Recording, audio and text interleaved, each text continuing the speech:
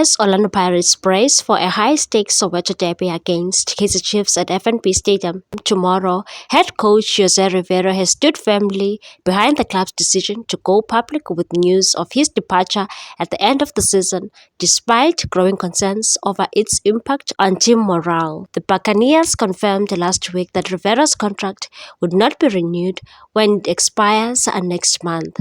The announcement, made with several games remaining in the season, sparked widespread debate, with critics arguing that the timing could derail the squad's momentum. Following back-to-back defeats, a CAF Champions League semi-final loss to Pyramids and a domestic stumble against Sekhukhune United, some supporters have suggested that the squad appears less driven and emotionally flat.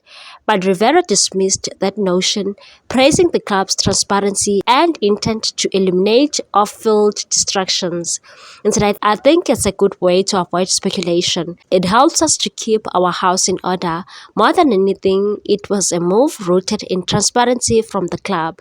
The Spaniard noted that while such announcements might be rare in South African football, they set a precedent for honesty and clarity, and so this might not be the first time it's happened here, but I doubt it will be the last. It gives everyone, coaches, players, the whole team, a clearer picture and allows us to stay focused on the final stretch of the season. I'm pleased with how the club has handled it. Despite recent setbacks, Rivera remains upbeat about the squad's resilience and unity heading into one of the most anticipated fixtures on the local football calendar. As said, the mood is surprisingly good.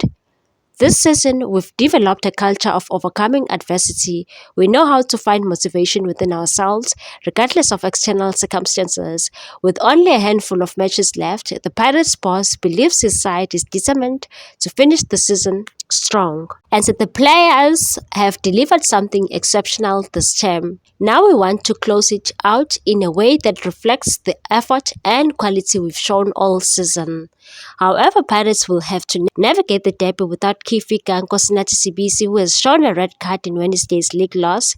In his absence, Rivera is expected to rely on Begezile Mbokazi and Thapelo Xoki to anchor the backline. Meanwhile, the Kaizer Chiefs coach Nabi said his side is more than capable of beating Orlando Pirates in their Betway Premiership clash on Saturday. Chiefs are without a win in their last 6 league outings and have sunk to 9th on the table. Nabi said if Kaizer wins the derby, it's not going to be a surprise.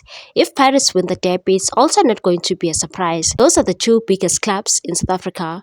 Despite our current log standings, we believe that two big clubs are going to play on Saturday, even if we are not in a good position. But we feel that whoever wins would have ended. We say that the big clubs get ill, but they never die. And we believe that we are the biggest club in South Africa. Probably at this time, we might be a little bit ill, but we are still alive and can do something.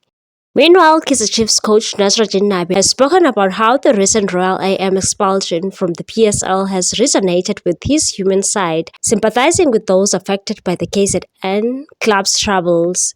The Chiefs mentor was speaking during the pre-match press conference on Thursday in Melrose ahead their Betway Premiership clash. He was asked about his thoughts on the impact of the PSL nullifying all Royal AM's results after the latter's membership was terminated.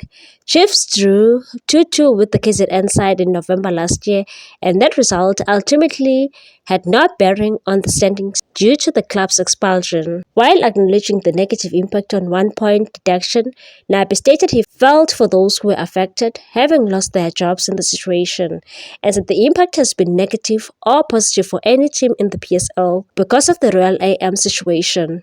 But I think the human side of that situation that has impacted me a lot, because that team had players and other people that were working for it. They were getting the bread out of their work, and in the middle of the season, everything stops. That's very hard for those people that were counting on that for the lives of their families.